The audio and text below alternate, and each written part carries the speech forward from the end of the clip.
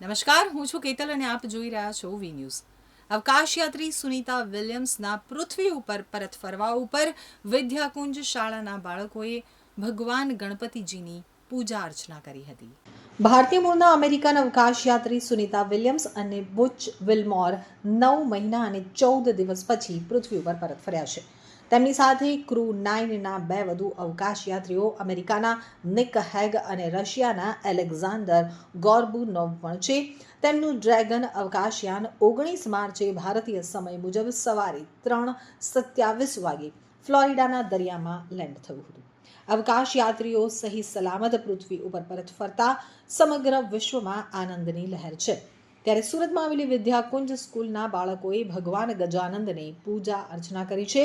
જ્યારે અવકાશયાત્રી અંતરિક્ષમાં ફસાયા હતા ત્યારે શાળાના નાના ભૂલકાઓએ પોતાના હાથે જ 350થી વધુ માટીના ગણપતિજીની મૂર્તિઓ બનાવી હતી અને અવકાશયાત્રીઓ અંતરિક્ષમાંથી સહી સલામત પાછા આવે તે માટે ભગવાન ગજાનંદને પ્રાર્થના કરી હતી. તો આજે અવકાશયાત્રીઓ સહી સલામત પૃથ્વી ઉપર પરત ફર્યા છે ત્યારે શાળાના ભૂલકાઓએ ભક્તિભાવપૂર્વક ભગવાન ગણપતિ બાપાનું પૂજન કરી ભગવાનને થેન્ક યુ કહ્યું હતું. વિદ્યાકુંજ શાળાના મહેશભાઈ પટેલે જણાવ્યું હતું કે વિદ્યાકુંજ શાળામાં આજે થેન્ક યુ ગણપતિ બાપા અને વેલકમ સુનીતા વિલિયમ્સનો કાર્યક્રમ રાખ્યો હતો. 6 જૂન 2024ના રોજ આ બંને અવકાશયાત્રીઓ અવકાશ યાત્રાએ ગયા હતા 8 દિવસ માટે, પરંતુ ટેકનિકલ ખામીના કારણે તેઓ પરત ફરી ન શકતા અનેક દિવસો વીત્યા અને આખું વિશ્વ ચિંતામાં મુકાયું. ત્યારે ભગવાનની પ્રાર્થના સર્વે કરતા હતા. એમાં અમારી વિદ્યાકુંજ શાળાના બાળકોએ ગણેશ ચતુર્થી નિમિત્તે વિઘ્નહર્તા ગણેશજીની અમે સ્થાપના કરી હતી. 351 મૂર્તિઓ બાળકોએ બનાવી હતી અને તેની સ્થાપના કરી 2 દિવસ સુધી તેમની આરાધના કરી વિનંતી કરી હતી કે આ બંને અવકાશયાત્રીઓના જે કંઈ વિઘ્નો છે તે દૂર કરો, જલ્દી હેમખેમ પાછા ફરે તે માટે પ્રાર્થના કરી હતી.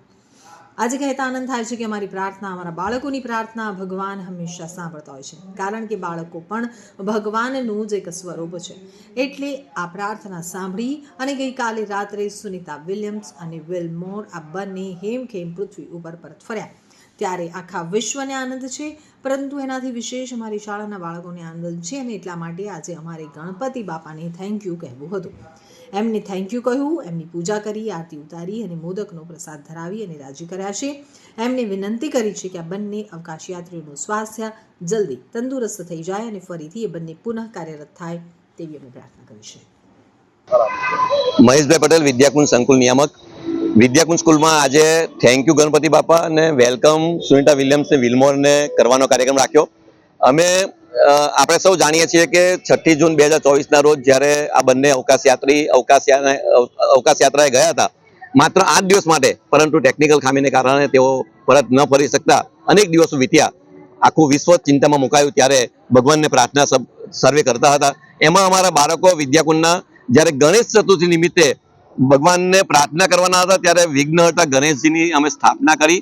351 મૂર્તિ બાળકોએ બનાવેલી મૂર્તિઓની સ્થાપના કરી અને 2 દિવસ સુધી અમે એમની આરાધના કરીને વિનંતી કરી કે આ બંને અવકાશયાત્રીને જે કંઈ વિઘ્નો છે દૂર કરો અને જલ્દી એમ કેમ પાછા પડે માટે પ્રાર્થના કરી હતી. આજે અમને કહેતા આનંદ થાય કે અમારી પ્રાર્થના, અમારા બાળકોની પ્રાર્થના હંમેશા ભગવાન સાંભળતા હોય છે, કારણ કે બાળકો પણ ભગવાનનું સ્વરૂપ છે.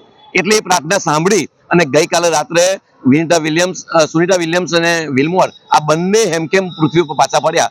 ત્યારે આખા વિશ્વને આનંદ છે, પરંતુ એનાથી વિશેષ અમારા વિદ્યાકુંજ પરિવારને, અમારા બાળકોને આનંદ છે અને એટલા માટે આજે ગણપતિ બાપાને અમારે થેન્ક યુ કહેવું હતું. એમને થેન્ક યુ કહ્યું, એમની પૂજા કરી, આરતી ઉતારી અને મોદકનો પ્રસાદ ધરાવીને રાજી કર્યા છે. એમને વિનંતી કરીએ છીએ કે આ બંને યાત્રીઓનું સ્વાસ્થ્ય જલ્દી તંદુરસ્ત થઈ જાય અને ફરીથી એ પુનઃ કાર્યરત થાય એવી પ્રાર્થના અમે કરી છે.